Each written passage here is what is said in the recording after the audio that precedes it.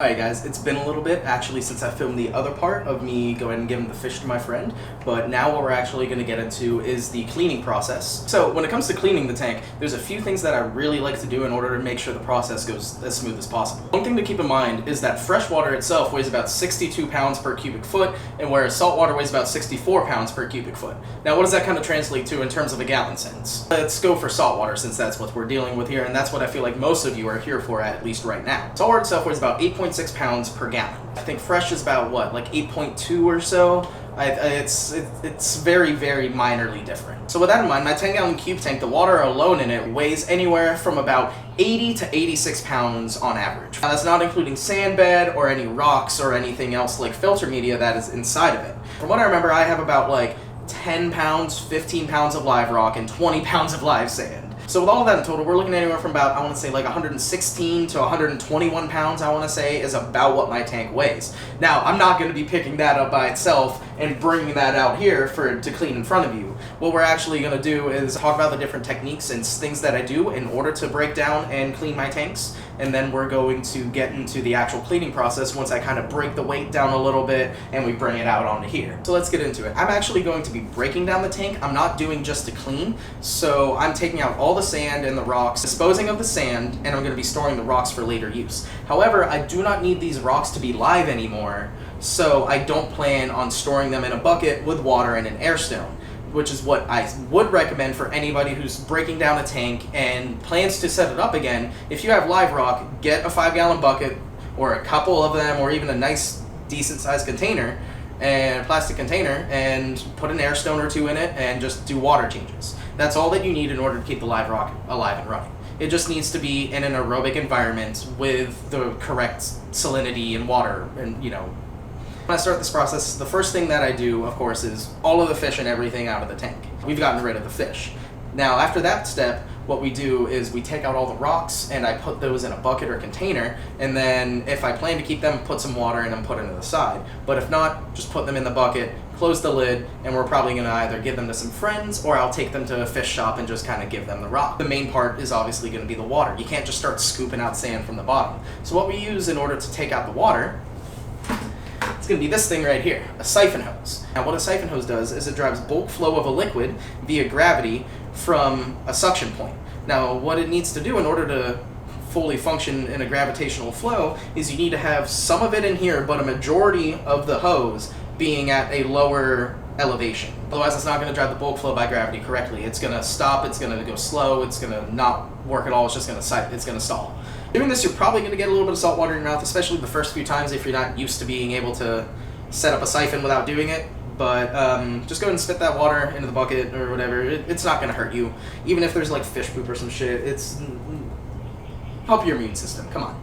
After we've gotten out all of the livestock, and then we've taken out the rocks, and then also the majority of the water, go ahead and scoop out some of the sand if it's still too heavy for you to carry, especially if you're doing a much bigger tank because you're going to have even more sand. Go ahead and take out whatever you can that's comfortable for you to carry, and then honestly find the best thing to do with the sand is to just rinse it out with a hose, especially if you're breaking down the tank and don't really need the sand anymore, because it's really hard to get the sand out of the tank just from literally scooping it out. There's always going to be particles left there. Also, you have a chance to scratch the glass depending on what you're using, and you're not going to scratch the glass with water. You may scratch it with a little bit of sand particle, but you're not going to scratch it with some water.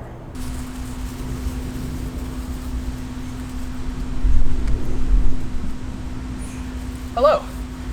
Welcome to Oh boy. Not a Box. And what we're going to do is we're going to clean the tank out here now and go ahead and get this all going, because typically I clean it with a hose whenever I'm out here to clean tanks. I like to bring them out here around the side, and I'll go ahead and I'll actually kind of like gather the sand up around here and rinse it all out. I think it's a nice way to do it, and also the nutrients I feel like do help a little bit with some of the plants from the phosphates, nitrates, anything else that may be in here, that and any like food particles that the snails haven't gotten to. So let's go and rinse this out.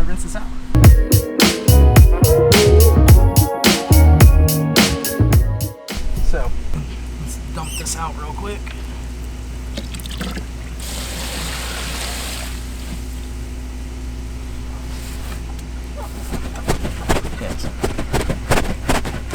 Doing this kind of helps get all the sand off from up here, because go ahead and take it out real quick.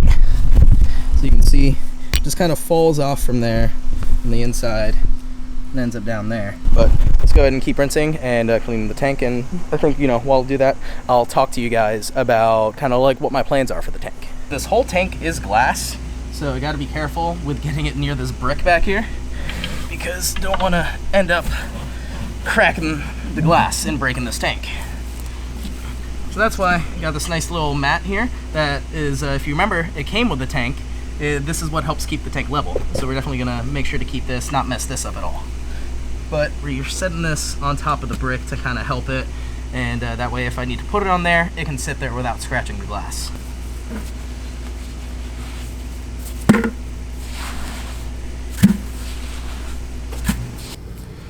Oh, hey look, it's the suction cup for my pump.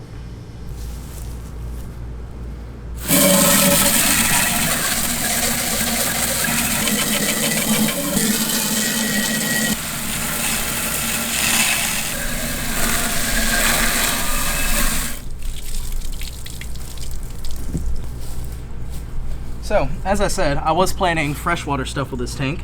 One thing that I really love with freshwater stuff is planted tanks. That's honestly one of my favorite things about the freshwater, actually tanks in general, is planted tanks. And with saltwater, y'all will know that I love inverts. And with that in mind, I think one thing I would really love to do is a planted cherry shrimp tank. That's something I've wanted to do for a long time, actually, even in the freshwater realm. And I think, honestly, let's just do it. Like, you know, we're 2 minutes to midnight on the doomsday clock, and fuck it, let's just do what we want anymore. Let's go. As long as it doesn't hurt the environment.